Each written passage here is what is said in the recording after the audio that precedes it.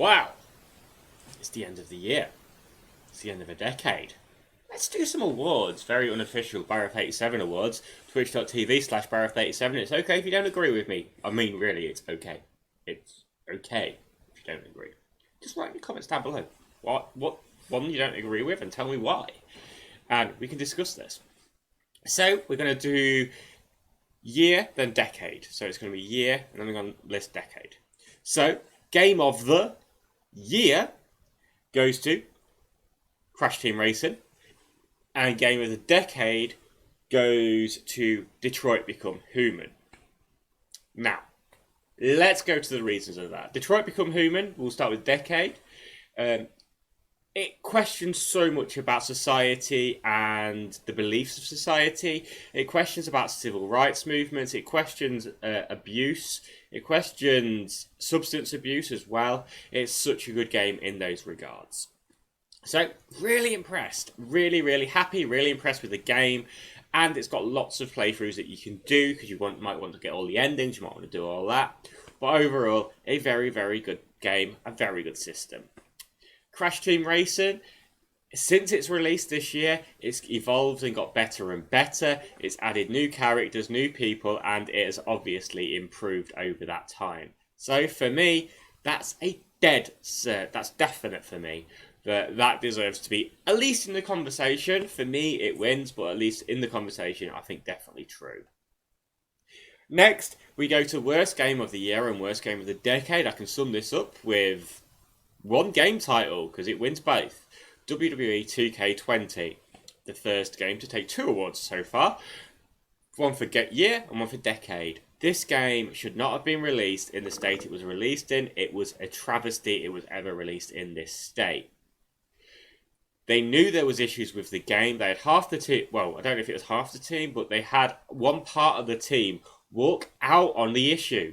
So why they didn't delay it or just cancel this one and work on the next year's one is completely beyond me. But all this has done is going to cause issues for WWE 2K21, where they're probably going to slash the budget even further because this will not sell and has not sold to the extent that they thought it would. Our next category is the highest rated game of the year and highest rated game of the decade. This goes down to the chart which you may have seen me do in my review titles. If you haven't seen them, click on my videos, go check them out. So basically, the highest rated game of the year was Nemo's Dungeon, a very, very good game, but it finished 6 points, I think it was 6 points, behind Detroit Become Human, so second award for Detroit Become Human. Now, Detroit Become Human, I've already raved about it. I've already told you how good it is and how much I think people should pick it up. It is a very, very good game. Nemo's Dungeon, I had the opportunity to play this, and with it was given to me by Keymailer, and it was an exceedingly good game for its genre, and it ticked all the right boxes, which was a big, big selling point for me. So that moves us on to our next one. So we've got a couple more to do. We've got graphics now. Graphics was always going to be an interesting one because I had to take into account when the game was released, when it came to decade, how the characters look and how the scenery looked. Now, you can't really go on the chart that I was using because I was using the graphics as you would expect for that type of style of game. So, the graphics of the year goes to Anthem, a very slated game. Really, really didn't do well. But in reality, the graphics really raised this game and make it better than what it should have been. The gameplay was alright to good. The multiplayer was pretty good, actually. The multiplayer was pretty good. I like the multiplayer aspect of it. But the storyline was just trash. The storyline is just like get in the bin. It's that bad. It is literally get in the bin with that storyline. The ending was worse than get in the bin. I want to get that bin, set fire to that bin, and forget all about that bin ever existing. But with the graphics, it's an amazing game. Bite me. Indie Game of the Year. Now, Indie Game of the Year was always a difficult one because I looked at my ratings and I was there going, "Oh, but Nemo's Dungeon wasn't my favourite. Nemo's Dungeon wasn't one I kept going back to, playing time and time again. Because when you've played Nemo's Dungeon, you've played it. And don't get me wrong, you can go through and you can play it time and time again because of the things, because the dungeons keep changing and things along those lines. So it never actually gets old in that aspect. But the development cycle is probably about there now. I can't really see a development cycle for it out that's any better or that steps it up. But so this is why this game gets it, Emberlight.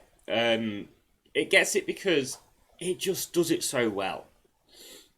It is so good at what it actually does, how it does it, and the graphics it shows in that genre are really actually quite good for that genre of gaming.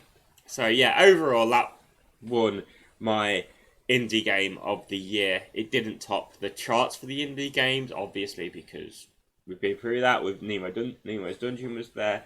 But then I had to go and find a game which was of the decade.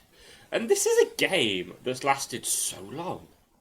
It's beautiful, it's brilliant, and it keeps evolving with the times. It's got a great base of developers, official, and those designing packs that you can download. It's got a huge following on Twitch and on any other device that you've got, and it offers a diverse experience to all.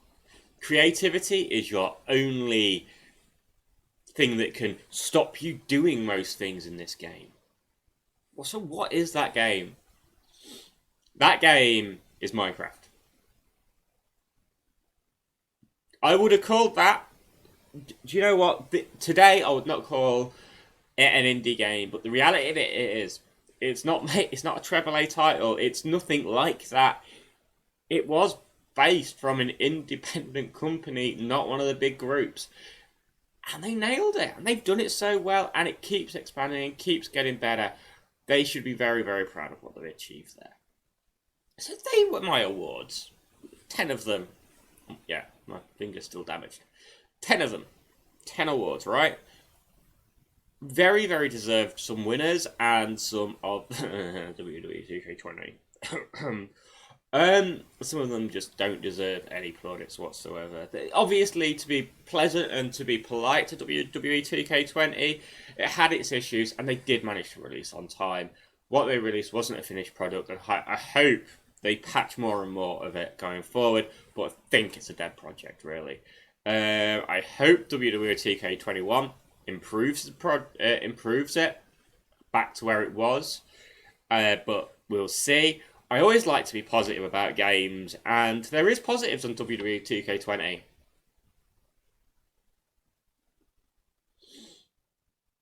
The disc makes a really pretty lamp if you put enough of them together. No, I'm sure there's other positives which I could take out of it, but right now, thinking back at my experience of playing it for that short period of time, oh no, oh no, the freezing, the just no. So let's end on a positive though. We've been playing games for the last 10 years now, in this decade and decades before. And games continually get better and better and better. The graphics continually get better, and I'm really excited to see what the future brings. I hope you all have a fantastic day. I hope you had a fantastic decade, and I wish you a bigger and better decade in the future. Now, have that amazing day. Like, comment, subscribe down below. Remember, it's www.twitch.tv/Barrett87. Keep yourself safe, and I'll speak to you soon.